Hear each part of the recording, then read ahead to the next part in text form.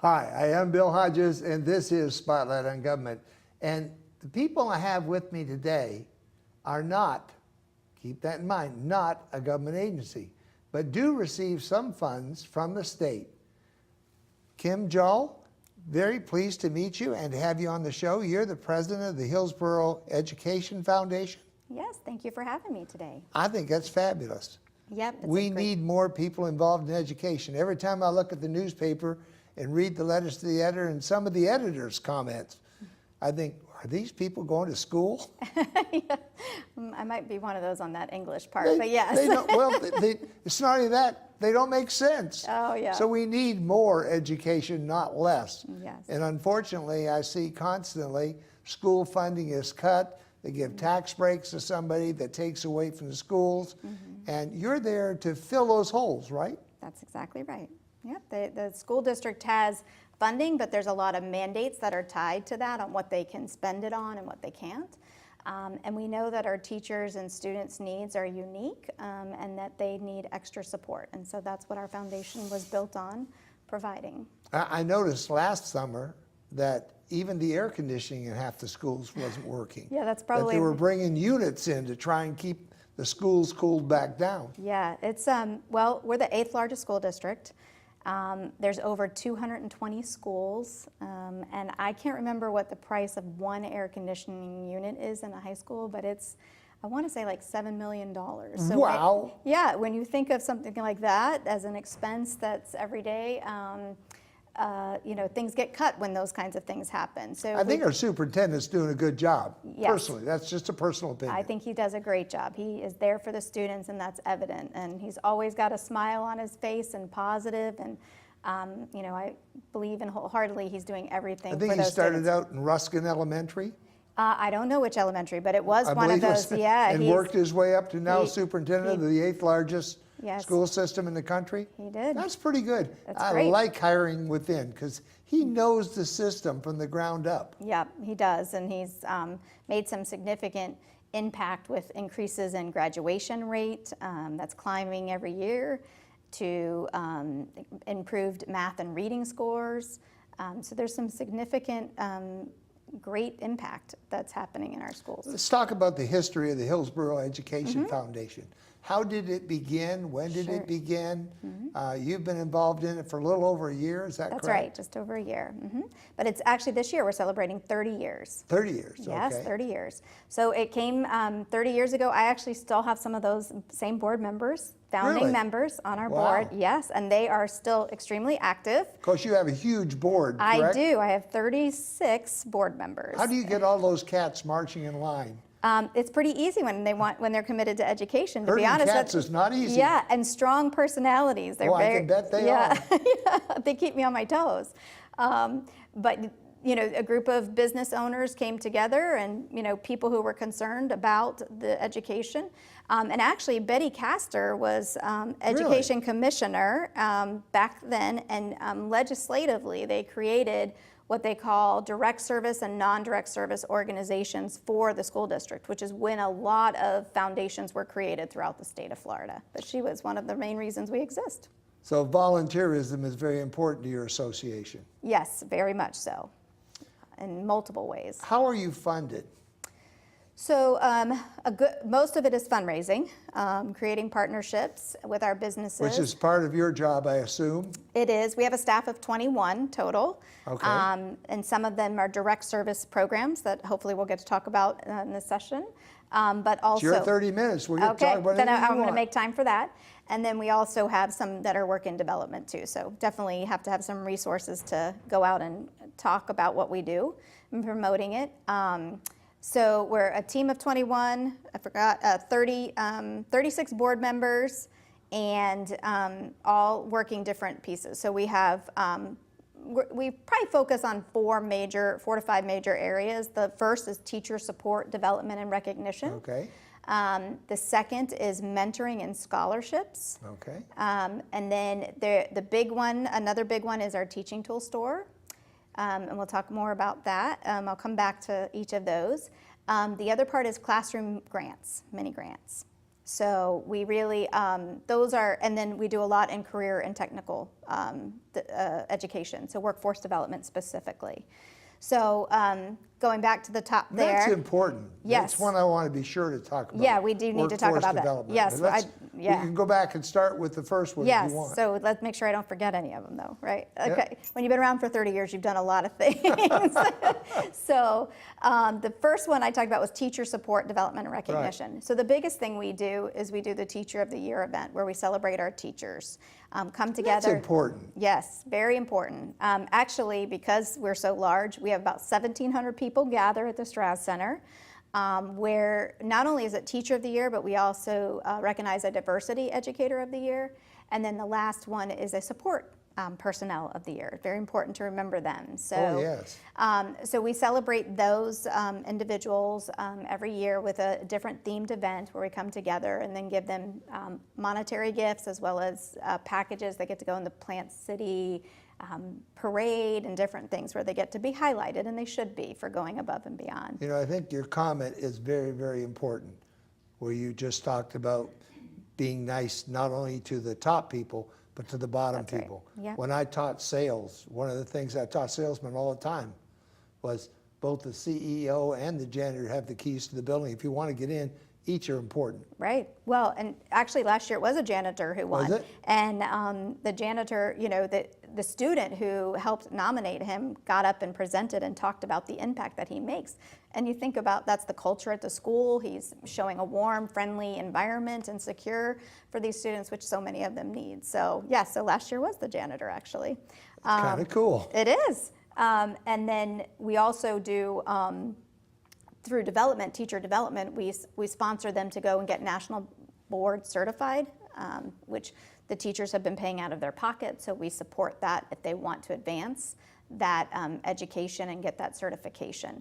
That certification shows that there's actually 3 months worth of learning gains compared to students who are not taught by Really? a board certified teacher. Yep. So we invest in that, thanks to some partners like Suncoast Credit. How do you judge that as far as? Oh, I don't know that. That's for them to That's tell for me. them to But that's what the research says. Okay. So we have a great partner in Suncoast Credit Union who sponsors a lot of these things for us, not only for our district, but statewide, because they have a statewide presence. So Okay. we're that. And then we do some scholarships around them going back to advance their education. So that's Scholarships to teachers. if they want to get their master's degree. All right. So that's a good overview of how we help our teachers. The next thing that I talked about, I think I'm going to skip one, but teaching tool store, I want to talk about that next. It could be viewed as a teacher support because we know that the average teacher spends at least $500 a year on their supplies for their classroom. And I think that's probably on the low end. When you look at our district, there are this coming year out of the all the schools, so if you include charter, which is under the district, I think there's like 266 schools. 177 of those schools are qualify as Title I, so reduced high population of reduced and free lunch. I think it's about 66 to 68% of the students that go to public school qualify for reduced and free lunch. Really? So when you are worried about where you're going to get your next meal, school supplies are not on the budget. And so student needs to come to school ready, prepared to Sure. learn. And so we have a teaching tool store. So this past year, for example, or this year that we just ended, the school year, we gave out over $3 million worth of school supplies. And what happens is the way we do that, teachers come to the store and shop. So they're given ability to get 30 different items that they choose. And there's all the core products, you know, glue, paper, pens, pencils, to seasonal kinds of items to help them decorate their classroom, to books and things that we, you know, teachers are amazing in how creative they can be and what they create for these students. Things that I would never think are worthy of something, they find a way. So all the teachers in Title I schools are able to come and shop. They go through, and then we actually created our own database system with one of our team members, where it's a point of sale system where teachers, we check them out. They get an email saying how much their value of their product was worth. And then they keep track of exactly how much they were able to give to their students, and so do we. So we can write back to, how neat. a school to say, your teachers benefited this much from the products that were provided. What makes us unique is that the teachers know the needs of the students. So we're not just we do participate in back to school bashes, but we don't income qualify those students, right? Through the teachers, they know who the needs are, so they're coming and shopping and giving to those students. And we're open almost 11 months of the year. So most back to school, we're getting ready to get back to school bombarded here in August, right? So we'll be doing our largest supply drive. So when you asked about volunteers and partners, that is the biggest need we have, because our supplies have to last 11 months. So you see it at semester time, right? When they change semesters, they need more of their supplies. And then you see it again during testing time. So our store is really committed to being accessible by teachers and providing out those materials year round. So $3 million worth of product. This is such a small thing, I almost don't want to mention it, but I will. Out in Sun City Center, the Yes. Community Association, there is a group there called the Sawdust Engineers. Okay. They make toys, Oh. educational toys. And any teacher with a letter from her principal in Hillsborough County can go in there and select one or more of those educational toys to take with them back to her classroom. I did Are not. you aware of that? I did not. I wish I had my notepad here. I'm gonna have to remember that. Well- I'll watch the filming and I'll remember.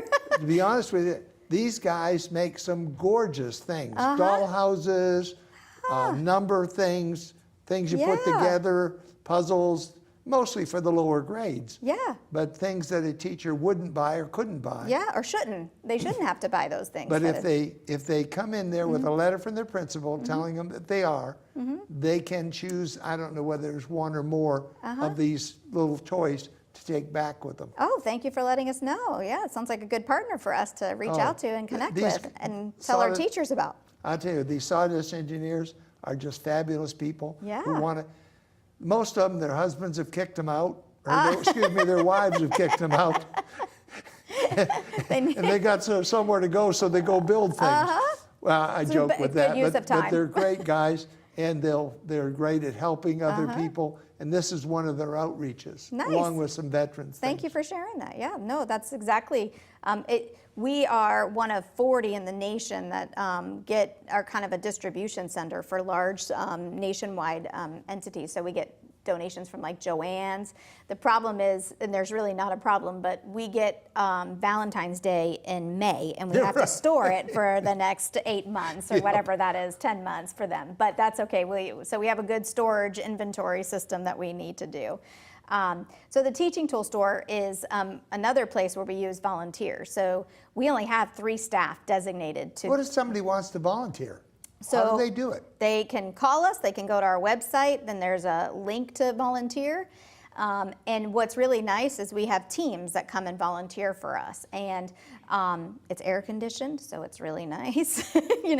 Not all the time do you get air conditioned volunteer opportunities. sure. And but they can help stock our store, they can cut down boxes and all of those different things. So matter of fact, just in the next 3 days, we have about, I think it's over 35 people in 2 different sets. So we do a 9 to 12 or a 1 to 4 slot. Certainly can do it all day, but those have been, a lot of companies will come out. In between, just in the next 3 days, we'll have 35 to 40 different people there to help us. Right now we're inventorying before we open up for the next year. And you have I assume there are peak periods when you need people. Yes, so there's 2 big days. So when we reopen July 16th, 16th, the teachers will be out the door. And school isn't even back, but they will come so they can get their July monthly shopping and then come back in August and get more supplies. And on average, a teacher leaves with about $204 worth of product each visit. And we see about 100 teachers a day. During the first couple weeks of school or the first month of school, we're seeing close to 200. And then during Teacher Appreciation Week, we do a lot of incentives and different extra things. And so we are almost to 250 a day during that time. But the other times is about 100. But definitely semester change, testing Sounds time. like a fascinating thing. I know a lot of teachers have spent a lot of their own money on their classes. do. Decorations and things like that. It's Easter, so we'll have an Easter thing. Right. Halloween, we'll do that. And they don't get paid all that much. No, no. And yet they still, their dedication to their profession is phenomenal to me. It is, yeah. I don't think, you were talking about earlier, the husbands kicked out. Right. I bet a lot of husbands and wives do not know how much their spouses spend as teachers on supplies. And I'm not about to rat them out, but studies say it's about $500 on average. And we actually just did a survey, and we're analyzing that right now to see what is the average based on our shoppers in our store, what they say is the average amount that they spend. So the teaching tool store is, we see almost about 4,000 teachers a year with almost 11,000 visits. Now, that brings me to another thing. How do you get these things in that store? I'm assuming that there are lots of people who donate to that store. Yes. You mentioned Joanne Fabric giving you Valentine's things 11 Right. months early, but that's Right. okay. So there's actually a couple ways that we do that. This is the time of year where we're asking businesses to put out a box with our poster supply drive for us. Okay. That's a big thing for us. But actually, this year we're doing a virtual supply drive where people can donate, and we'll, use our buying power to get more too. Okay, that's good. But really, we want people to be engaged with the supply drive and get out and put our name out there that it's a brand recognition. And then there was something else I was going to say. It'll come back to me. That's fine. But that is really what we need people to do, is get our supplies. The other way is we try not to use our money and use what we have or recycle. But if we run out, we will purchase them. I was thinking of things that maybe others wouldn't think about, like a company that changes logos. Right. Now Yeah, they've that's got- right. Thank they've you. got That's you know all- what I was going to say. Thank you for There, reminding me. ESP, there we yeah, go. You are good at this show. Well, I don't like to waste anything. Yeah, that's And I'm exactly thinking what we do. that You got blank sides Yes. of that paper, even with this logo on it. Yes. So that's exactly what we do. Business is going, that's what I was going to say. Business is going out of business. Or they change their logo. That's what I was saying. Like, teachers love, we'll create little books. We have volunteers that come in and create books. So we have disabled veterans. We have some physically challenged adults that come in and help us, or mentally challenged, so that they come in and then they put together booklets and different things. And teachers can use all those things. Sure. We also, when you talked about funding, so we actually get some funding through the Board of County Commissioner, because we actually, when donations come into us, when they're used donations, we can tell you how much weight we take in and divert from the landfill. Oh, Yes. So businesses that close, we weigh things that come in, and we can tell you how much on an annual basis we are diverting from a landfill. And so they give us a little funding around that based on the tonnage that we create. But, binders and things like that look bad to you and I, we kind of put those on unlimited shelf, like teachers Right. take as many as you want. third grader doesn't really care that it's got smears on it. No, and I got to tell you, sometimes though, some of these businesses, I think it takes a lot of work to go through. So sometimes they're putting things in there that nobody should have. So, but yes, so that's the other But part. you don't tell the county you're putting that back in the landfill. No, we're not doing. We're not telling them that part. So don't tell them, even though it's government spotlight. Yeah. Don't tell them.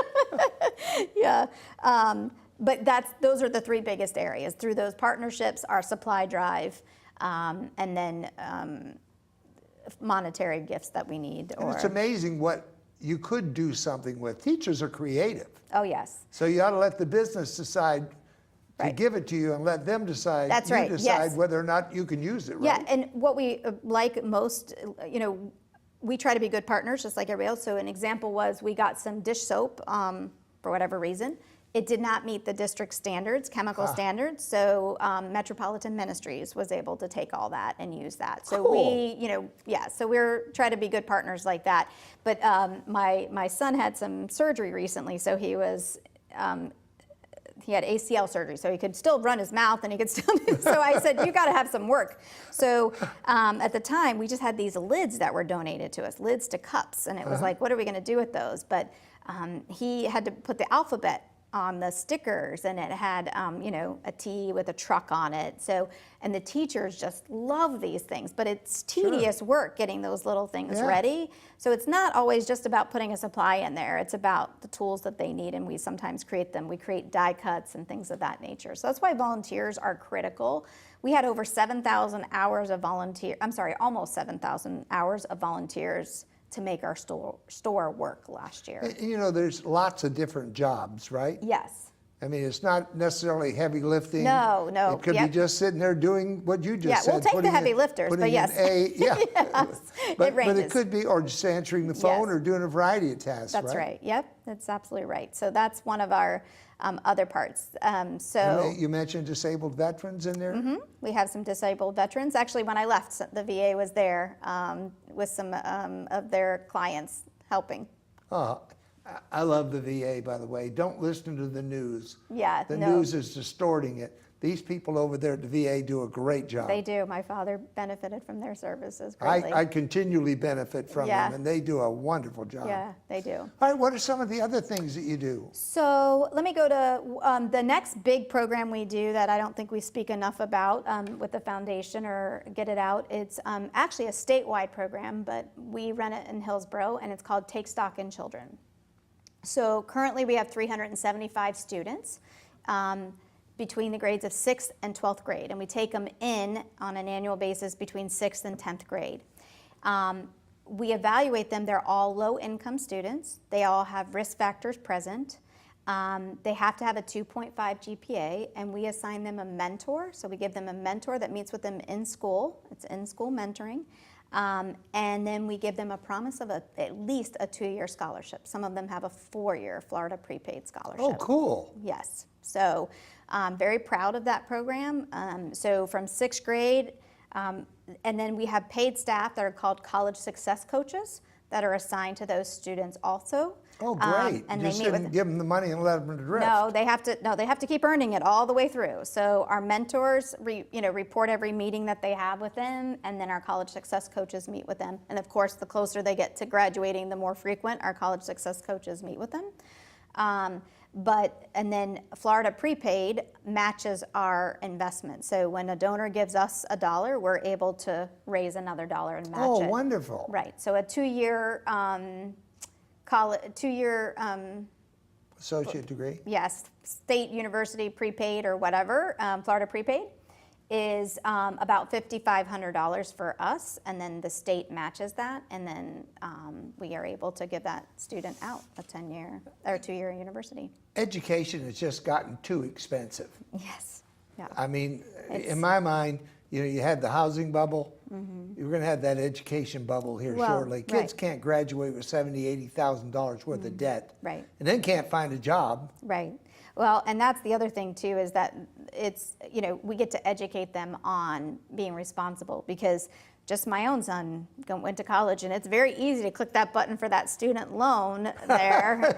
Fortunately, I was monitoring that, but it's just very easy for students. So that's part of, we also provide skill workshops and skill development with them. So this past year we had some of our committee members, volunteers, some were past teacher, create a Skills for Life book where we go through some of the soft skills with the students, as well as their general mentoring program we have. So 375 students that we are, constantly having touch points with, making impact on. Mentoring is important too. There were times I remember in school where I was just lost. Yeah. And when I got lost, I lost interest. Yeah, I think makes them accountable to somebody else outside the family, and it's, a lot of them do establish relationships where, one of my staff members, he went to one of his mentees' soccer games. So it's in school, but what's hard is that then you want these strong professional people to go in and mentor, but they can't go away in the middle of the day from work and give an hour and a half with drive time to mentoring. But that's really what we want. We want that type of person to be there. So we've been fortunate to have some corporations that believe in giving back and dedicate, allow that time city group is one of the ones who has Oh, been that's great. huge. Yeah, huge amount of mentors for us. But we have a need for that. So that's another volunteer need that we have. And students just need somebody, outside of their family who show they care. I think that's an interesting thought. A lot of us think, well, what do I know? Mm-hmm. How could I be a mentor? Yeah. But you know a lot. That's right. Everybody out there, you know something that would be good for one of these young people to learn. And sometimes it is just about listening, right? And True. then getting there. You listen for a while, then you can start guiding them. But we've got all the books to help them if they don't know. But they probably do know. But we got books to help if they need it. We've only got about 2 more minutes. Really? We're running down. So I got a lot more to say. You'll just have to come back. Okay, well, let me tell you one more thing that we do, because I think partners might like this, and that is about, we give out over 200 community scholarships. So Kiwanis clubs to other places want to give out different scholarships, so we facilitate that for them. They give $1,000. We screen our applicants against any criteria that they like. And so we've given out that. But the other big one is the classroom grants, mini grants. It's all focused towards teachers giving ability to be creative and have learning, to advance learning gains in certain curriculum and standards. So very proud. So last year we gave out about $109,000 in mini grants to teachers. 109,000 mini grants? And the large portion of funded things that they wanted was around literacy, which we know is critical. Yeah. So I'll go to my original comment about reading the newspaper. That's right, yep. Literacy is a problem in this country. Right, yep. So and it's not only just being able to read, it's being able to read and understand what you've read. that's right. Very important from a very early age. So that's an oversight, but I'm sure I've got more, but I need to think some more and come back. Well, we would love to have you here. You've made a good start. Thank you. In getting this information across. I appreciate the opportunity. If we don't spend the time educating people, we spend the time jailing them. That's right. It'll cost us in the end. It is not. There is not a cost in education. It's an investment. What was that sign I saw not too long ago? I guess I've seen it before too. It said, if you can read this, thank a teacher. Yes, that's right. But maybe along the lines, we need to thank you too. Well, that would be great. I have a great team, great volunteers, and great donors that make this happen, and a great board of directors who support the mission. And people can donate directly to your organization. I can't solicit organizations to donate. No, but they could if they wanted. You're a 501(c)(3). Yes, sir. It's right on. Yes, 50. Yep, we are that, and it's on our website. So all of volunteers. And the website is what? Educationfoundation.com. Repeat that very nicely, and we'll put it up.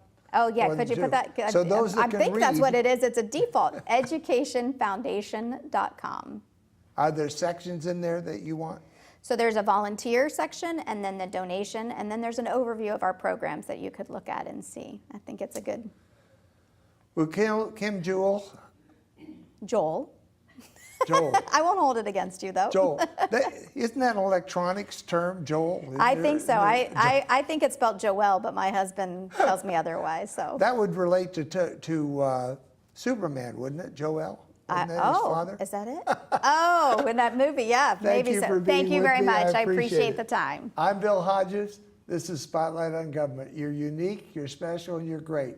Tell yourself so often, because you are, and we'll see you on the next Spotlight on Government. And again,